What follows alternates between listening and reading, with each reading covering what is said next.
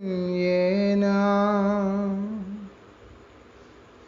तस्मै श्री गुरवे नमः। नमः ॐ विष्णुपादाय श्रीगौरप्रियमूर्तये श्रीमते भक्तिवल्लभा तीर्थगोस्वामिने नमः। कृपया क्षमताम् अपराधिजनम् कलुषायुतसक्तसुदीननरम् सुपथे परिचालय सर्वदिनं प्रणमामि च माधवदेवपदम्।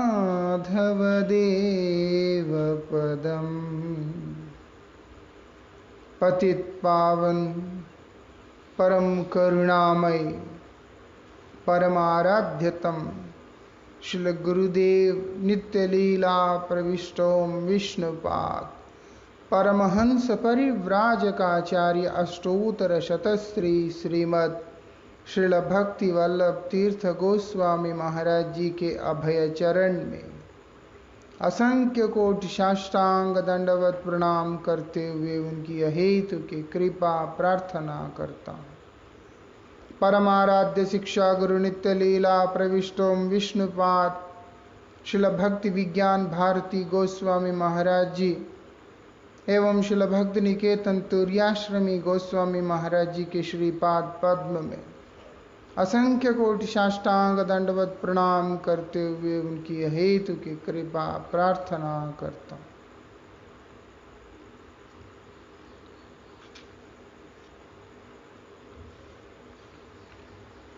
यहाँ पर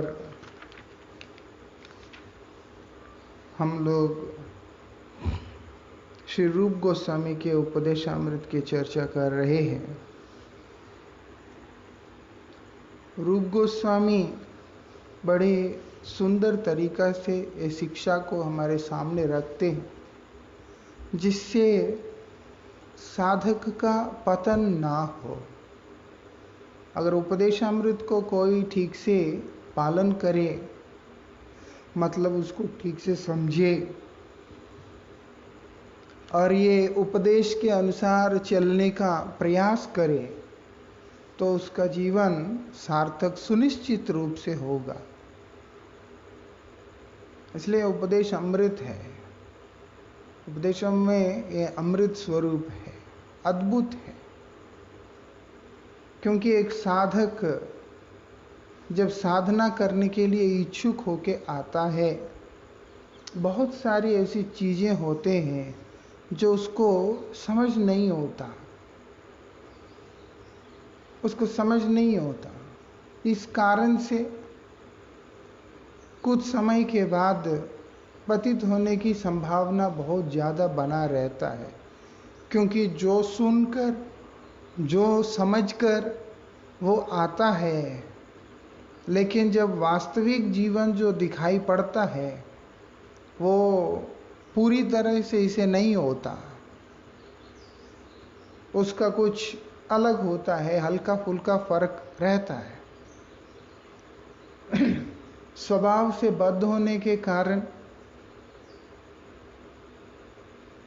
और उसके बाद बद्ध होने के कारण दोष अनुसंधान करने की वृत्ति और बहुत सारी चीज़ें रहने के कारण, लोभ इत्यादि रहने के कारण उसके आंखों के सामने जो कुछ घटित होता है उसको वो हजम नहीं कर पाता है। उसको ये नहीं समझ में आता कि किम कर्तव्यम, मेरे लिए क्या करनी है। अब मैं एक ऐसी मोड़ पे खड़ा कि मुझे क्या करना चाहिए जिससे कि मेरा जो जीवन है भजनोन्मुख होकर के चल सके। मेरा जीवन, अब आप देखो कई बार बोलते हैं क्या करें समझ में आता नहीं है। एक कंफ्यूजन अपने अंदर क्रिएट होता है। सबसे बड़ी समस्या ये है, जो हमारे सामने होने वाले जो भी इवेंट्स होते हैं उसका प्रभाव इस प्रकार से रहता है कि साधक का अपने अंदर जो कंफ्यूजन है,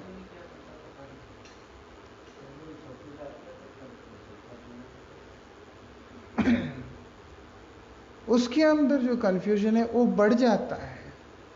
कैसे समझूं, क्या करूं, वो सब समझ में आता नहीं। इसलिए श्री रूप गोस्वामी जी के ये उपदेशामृत अध्ययन करने पर साधना के पथ पे चलते हुए जो कुछ भी हम लोगों को दिखाई देता है, दिखाई पड़ता है, उसको किस तरह से बैलेंस किया जा सकता है और इस तरह की चीज़ों को किस प्रकार से निकल कर आगे जाया जा सकता है, वो सब उसके अंदर बड़े सुंदर तरीका से इशारा दे दिया। साधना को हार्मोनाइज करने, साधकों को हार्मोनाइज करने, परिस्थिति को हार्मोनाइज करने, सब कुछ पूरी तरह से हार्मोनाइज करता हुआ ताकि डिस्टरबेंस ना हो, और उसके बाद चरम वस्तु की प्राप्ति किस प्रकार से किया जा सकता है, उस दिशा में जो शिक्षा वो उपदेश अमृत के अंतर्गत रूप गोस्वामी ने प्रदान किया। इसलिए रूप गोस्वामी की उपदेशामृत को ठीक से जो व्यक्ति समझ ले, उसका साधन से कभी भी पतन नहीं हो सकता। ये विशेषता, ये उसका विशेषता। कल हमने श्रवण किया कि किस प्रकार से 3 प्रकार के वैष्णव जो होते हैं, कनिष्ठ, मध्यम, उत्तम आदि वैष्णव, और उनका संग लाभ करने की आशा हमेशा करते रहना चाहिए। आगे रूप गोस्वामी बतला रहे हैं कि सावधान भी रहना जरूरी है साधक को। किससे सावधान रहने की जरूरत है? प्राकृत बुद्धि से। तुम एक बद्धजीव होने के कारण तुम्हारा जो दर्शन है वो बद्ध दर्शन ही होता है, प्राकृत दर्शन होता है। लेकिन जो भक्त होता है वो अप्राकृत होता है। इसलिए अप्राकृत वैष्णव का जब प्राकृत भाव से दर्शन किया जाता है तो वो साधक के जीवन में अनर्थ सृष्टि करता है, वो ठीक नहीं होता। इसीलिए सावधान कर रहे हैं। किससे? वो बोलते हैं दृष्टि स्वभाव जनिते वपुषश्च दोषै नाप्राकृतत्वमिह भक्त जनस्य पश्येत गंगाम्भसाम न खलु बुध बुध फेन पंकैर ब्रह्म द्रवत्वम अपगच्छति नीरधर्मय। बोलते 2 चीजों से सावधान रहना, क्योंकि तुम्हारे प्राकृत बुद्धि के कारण तुम्हें जो दिखाई दे रहा है उससे तुम अगर दोष करोगे, क्या देखकर? स्वभाव का दोष, और दूसरा वपु का दोष, शरीर का दोष। ये दोनों देखकर तुम जो है प्राकृत बुद्धि नहीं करना, करने पर तुम्हारे लिए अनर्थ हो जाएगा। कई बार भजन करने के लिए आते हैं तो साधक दिखाई देते हैं या साधु भी दिखाई देते हैं जिनके अंदर इस तरह के शारीरिक दोष हो सकते हैं। शारीरिक दोष मतलब है कि कुरूपता, वो दिखने में अच्छा नहीं लगता, शरीर इस प्रकार से है, और उसके बाद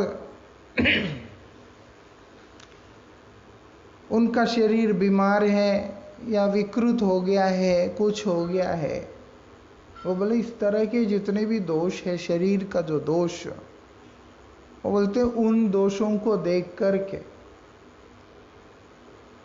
कभी भी प्राकृत भाव लेना नहीं, बोले ठीक नहीं होता। स्वभाव का दोष, स्वभाव का दोष में क्या आ जाता है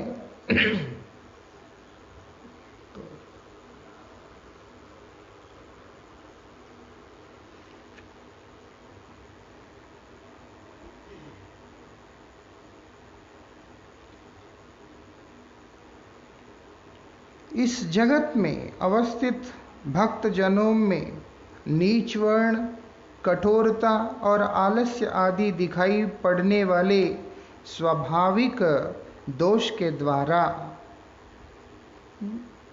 कि उनका जो स्वभाव है कठोरता वाला जो स्वभाव एकदम, नहीं तो उनके अंदर आलस्य, आलस्य का जो स्वभाव कोई चाहता नहीं है, अब बन गया है, स्वाभाविक रूप से बन गया। और बोलते हैं इस तरह का जो दोष है, स्वाभाविक दोष जो दिखलाई दे रहे हैं कि इसका जाति ठीक नहीं है, ये तो पता नहीं कौन से जाति का है, भक्त में ऐसे दर्शन नहीं करने होते हैं, उनके जाति का, उनके वर्ण का, ये सब चीजों का दर्शन नहीं करना होता है। और ना ही उनका आलस्य का, और ना ही उनका क्या है, बोलते हैं कठोरता का। भक्त तो कठोर कहाँ होता है, भक्त का आलसी होता है, भक्त ऐसा होता है, बोलते ये सब चीजें देखना नहीं होता है, ये देखने से अनर्थ हो जाएगा एक साधक को विशेष करके। और क्या बोलते हैं, कुरूपता और ज्वर आदि पीड़ाओं से विकृत दिखाई पड़ने वाला शरीर के दोषों के द्वारा भक्त जनों का प्रकृतपना नहीं देखना चाहिए, अर्थात उन्हें प्राकृत जीव नहीं समझना चाहिए। शरीर बीमार हो गया या कुछ हो गया, कुष्ठ रोग हो गया, कुछ भी होता है। सनातन गोस्वामी के शरीर में चल चल के बीमारी हो गया था, लेकिन महाप्रभु हमेशा उनको आलिंगन करने के लिए दौड़ते। उससे सनातन गोस्वामी दुखी हो गए कि ये मुझे आलिंगन करने के लिए आते हैं, उससे वो फटता है कई बार, और महाप्रभु के दिव्य शरीर में ये पीक वगैरह सब लगते हैं। इसीलिए सनातन गोस्वामी ने सोचा कि मैं जीवन समाप्त कर लूंगा। लेकिन महाप्रभु क्या सोचते हैं, सनातन गोस्वामी कहते हैं कि प्रभु आप स्पर्श ना करें मुझे। सनातन गोस्वामी बोलते भगवान देख रहे हैं कि मेरा स्वभाव कैसा है, मैं क्या चाहता हूं, मैं क्या करता हूं। मैं ये सब चीजें देख करके तुम्हारे प्रति कैसे भाव रखता हूं, और तो और तुम्हारे स्पर्श करने से मेरा ही मंगल होगा, ऐसे ऐसे बोल रहे हैं श्री चैतन्य महाप्रभु। कहने का तात्पर्य है भक्त का शरीर का किसी भी प्रकार के दोष को देखकर उसको कभी भी निंदा नहीं करना चाहिए, और उसके स्वभाव को भी देखकर कभी भी निंदा नहीं करना चाहिए। ले बात बात पे गुस्सा आ जाता है, ले आलसी है, बेकार है, ये है वो है, ये सब चीजें भक्तों के लिए नहीं सोचना चाहिए, अनर्थ हो जाएगा। और क्या बोलते हैं बोलते जैसे पानी के अंदर जो बुलबुले आते हैं और कीचड़ आता है, कुछ भी आता है पानी के अंदर, किसमें, गंगा जल में, गंगा जल स्वतः पवित्र है, गंगा जल तो पवित्र है, उसके अंदर भी कीचड़ आता है और उसके अंदर भी बुलबुले इत्यादि आते हैं, लेकिन इन सब के होने के बाद भी जो गंगा जल है वो जल धर्म को अंगीकार करके, वो बोलते क्या है जल धर्म को, तरलता, बहना, निम्नगा, बहती चली जाना, बोलते उसको अंगीकार करके वो क्या कर रही है, वो अपना स्वभाव को त्याग नहीं रही है। यहाँ हमें विशेष रूप से समझने वाली बात है, शारीरिक दोष हो सकते हैं, स्वाभाविक दोष हो सकते हैं, लेकिन जो मुख्य गुण है भजन का, जो मुख्य गुण है परमार्थ का, जो मुख्य गुण है भगवत सेवा का, उससे वो विमुख नहीं हो रहा है। सबसे ज्यादा जरूरी बात तो ये है कि वो भगवान के भजन में लगा हुआ है, वो भगवान के भजन से विमुख नहीं हुआ है, उसका जो उद्देश्य है वो विकृत नहीं हुआ है। ये बात है। बोलते हैं जिस प्रकार से अपने द्रवीभूत ब्रह्म होने का धर्म त्याग नहीं करता, अर्थात अप्राकृत धर्म नहीं छोड़ता, ये जितने भी प्राकृत स्थिति में जैसा भी है, अप्राकृत धर्म के जीव भगवान का नित्य दास है, मतलब मैं प्रभु का नित्य दास हूँ, उनका सेवा मेरा धर्म है, जैसा भी हूँ उनका सेवा को छोड़ करके, उनको छोड़ करके मेरा जीवन किस प्रकार से निर्वाह होगा, इस चीज को अच्छी तरह से समझता है कि मेरा जीवन का एकमात्र ध्येय जो है वो परमार्थ की प्राप्ति है। इस बात को जो अच्छी तरह से समझता है, ये बहुत ज्यादा जरूरी है। उस चीज को कभी भी त्यागता नहीं। बोलते ऐसे जो है अप्राकृत धर्म नहीं छोड़ता। गुरु प्राप्त वैष्णव में प्राकृत दोषों का आरोप नहीं करना चाहिए। जिस प्रकार से गंगा जी जैसे अपना स्वभाव नहीं छोड़ती, जैसे द्रविभू एक ब्रह्म धर्म जो है उनका अपने प्रवाह को नहीं रोकती, बहती हुई चली जा रही है, उसी प्रकार से वैष्णव भी होते हैं। वो अपने अप्राकृत धर्म भगवत सेवा उसको नहीं छोड़ते। ये चीज हमें समझना होगा। बोलते हैं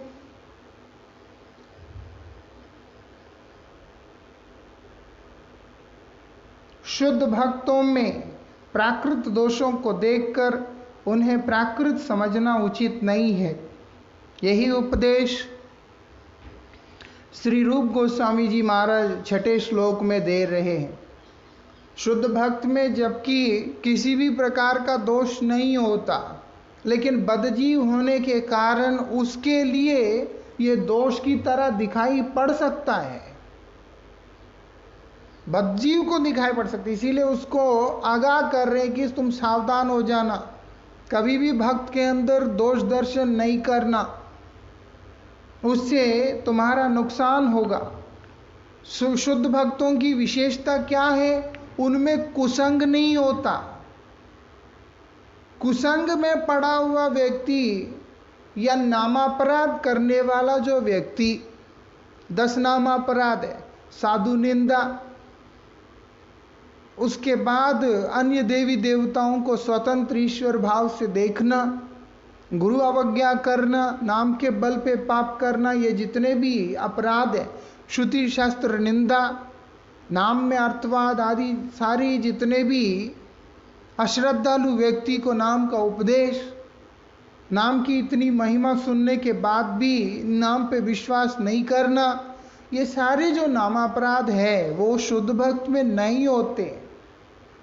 भक्तों के अंदर नामापराध नहीं होता, वो नाम के प्रति अपराध कर ही नहीं सकते हो।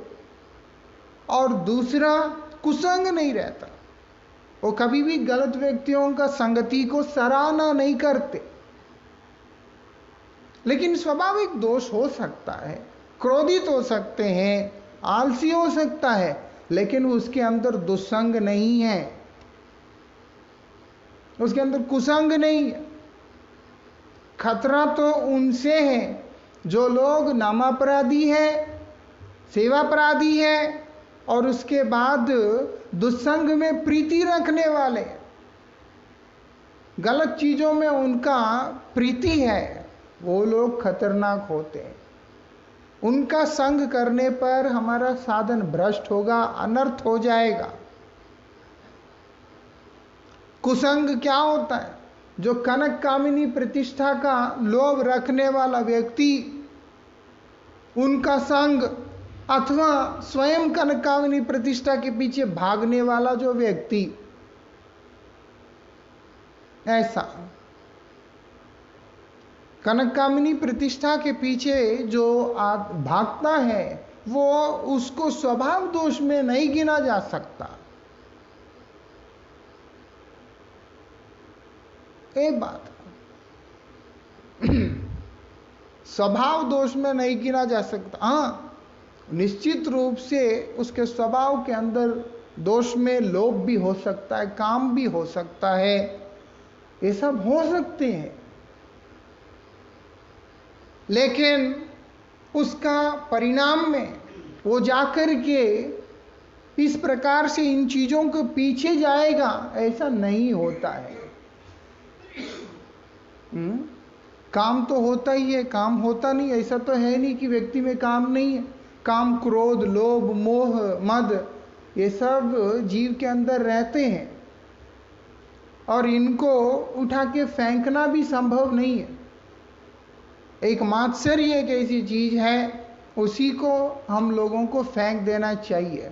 ये पांचों का विकृत स्वरूप है वो।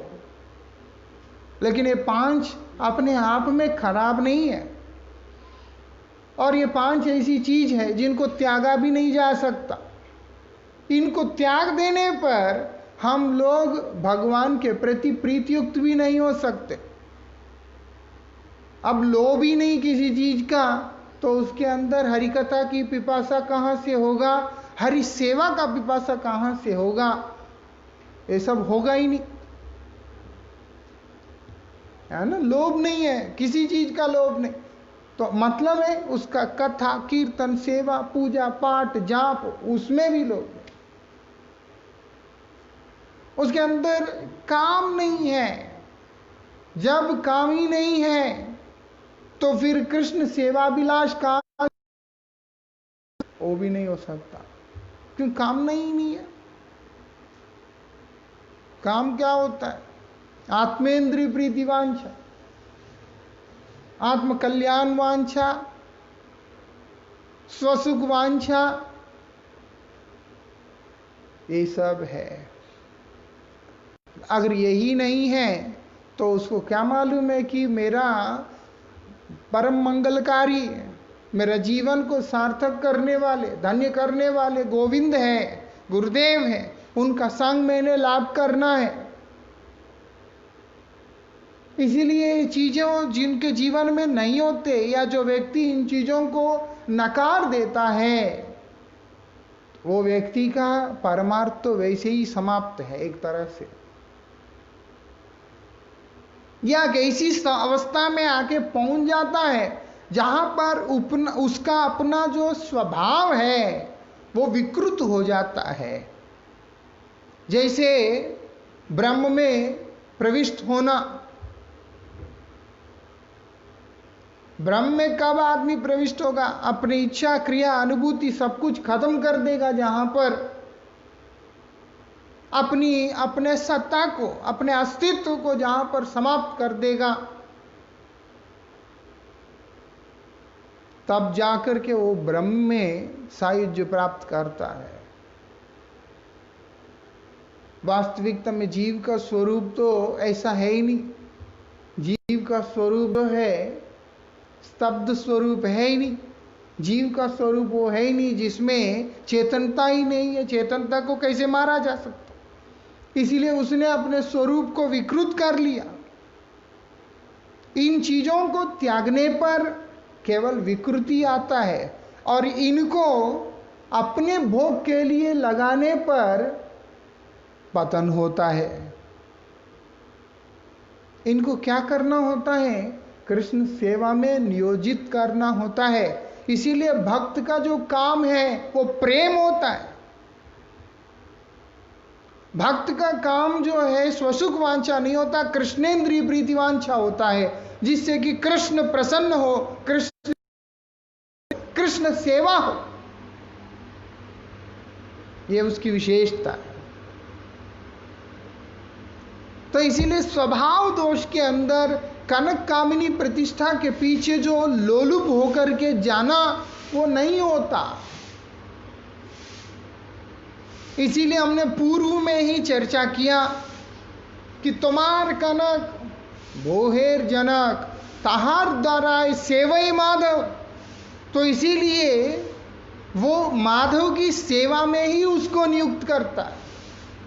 लेकिन उसके स्वभाव में दोष हो सकता है। वो दोष आलस्य का हो सकता है।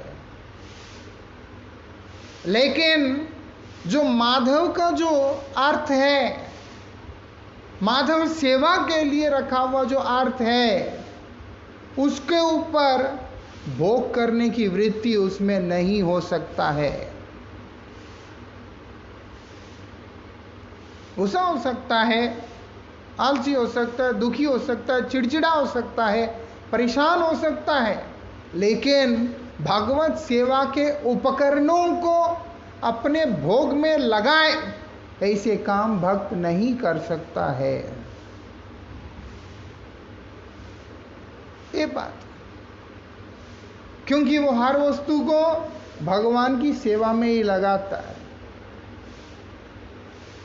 फिर आगे उधर तो बोल ही दिया प्रभुपाद जी ने, वैष्णव कौन है? जो व्यक्ति ये समझता है कि जो कामनी का काम है वो हमारा नहीं है, वो हमारा क्षेत्र नहीं है। वो किसका क्षेत्र है? वो यादव का, श्री कृष्ण का क्षेत्र है, हमारा नहीं है।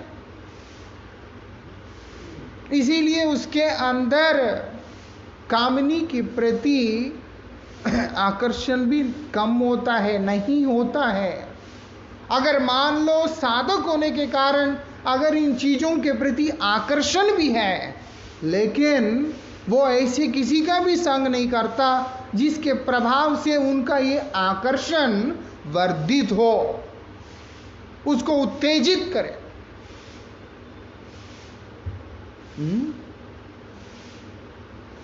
वो कभी भी ऐसे किसी का भी संग नहीं करता जिससे कि ये चीजें उसके अंदर उत्तेजना बढ़ाए।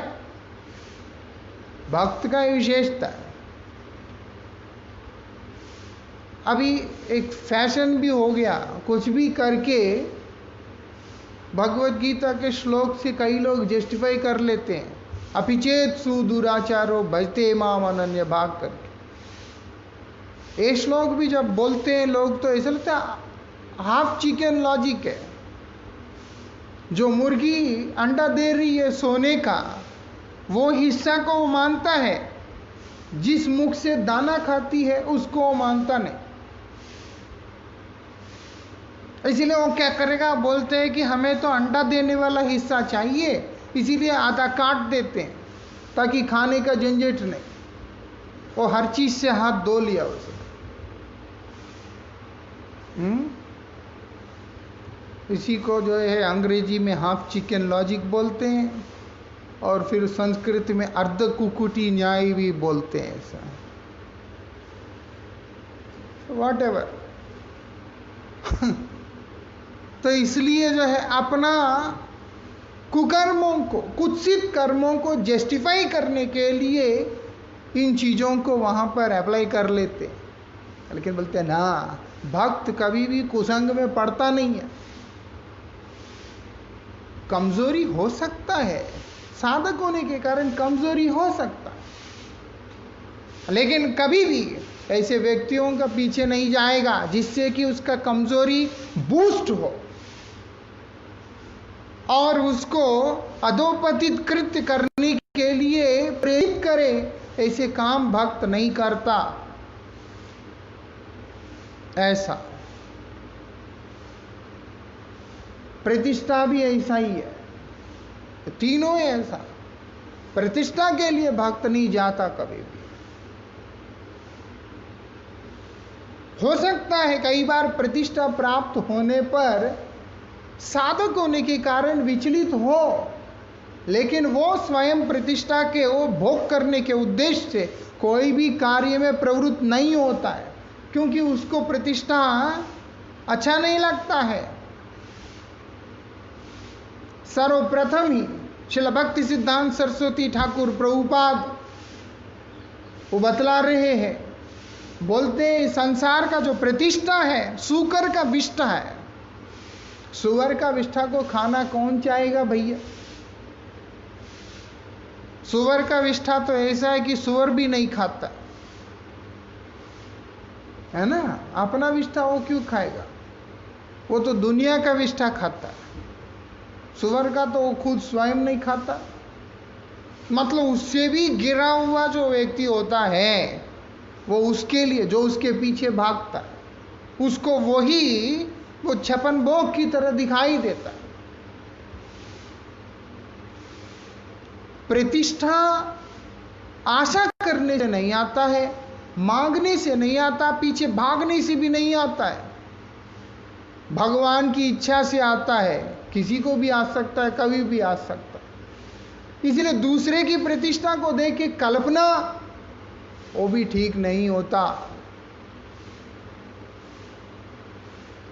कितने सारे लोग हैं आज, अगर आप इंटरनेट में देखते, छोटे छोटे बच्चे, कोई सिद्धांत नहीं, कोई कुछ नहीं, कोई सिर नहीं, कोई पैर नहीं, जो मुंह में आता है वो बोलते होते हैं, लेकिन नाम बहुत होता है।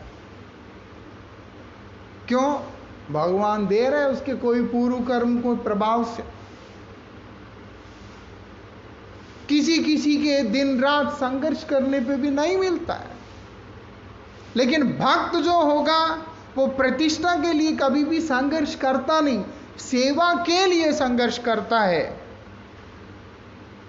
और उसी के अंतर्गत आनुषंगिक रूप से उसको जो प्रतिष्ठा प्राप्त होता है वो वैष्णव प्रतिष्ठा है। उसके प्रति निष्ठा करता है। ताते करो निष्ठा, ताहे ना भजीले पड़ी में रो।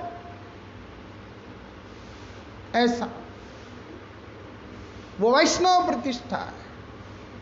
भगवान की कृपा से, भगवान की इच्छा से आ रहा है। मेरे गुण के कारण आए ऐसा सोचना एक अच्छा साधक के लिए हित में नहीं है। हाँ, बद्धजीव होने के कारण या साधक होने के कारण हो सकता है कभी इस प्रकार का विचार मन में आए, लेकिन सत्य तो यही है कि भक्त कभी भी प्रतिष्ठा के पीछे नहीं भागता है। उसके स्वभाव के अंदर कनक कामिनी प्रतिष्ठा के पीछे भागने का वृत्ति नहीं होता। ऐसा जिनके संग से ये चीजों में प्राबल्यता आती है वो कभी उनका संग ही नहीं करता है। वो हमेशा उनका संग करना पसंद करेगा जो इन चीजों से उसे बाहर निकालकर कृष्ण के चरणों में ले जा करके रखे। लेकिन स्वभाव का दोष हो सकता है, बहुत गुस्से वाला है बाबा,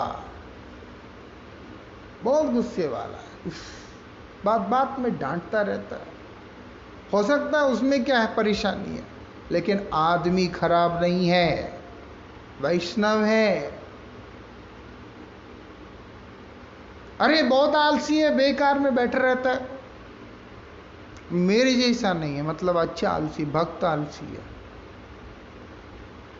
बैठ रहता है फालतू में, ऐसा रहता है, लेकिन उसका उद्देश्य बिल्कुल अच्छा है, शुद्ध है, भक्ति है, सेवा है, ये बात है। तो इसीलिए यहां पर बताया कि देखो ये सब चीजें हो सकता है, चिढ़ जाता है बात बात पे, क्या करें, इरिटेशन होता है बॉडी में। शरीर एक गठन ही ऐसा हुआ व्यक्ति का, जैसे शरीर गठन हुआ और ये बहुत गर्मी को सहन नहीं कर पाता, बहुत ठंड को नहीं सहन कर पाता, कई सारी चीज़ों को ये सहन नहीं कर पाता है। और ये शरीर में रहने के कारण किसी किसी का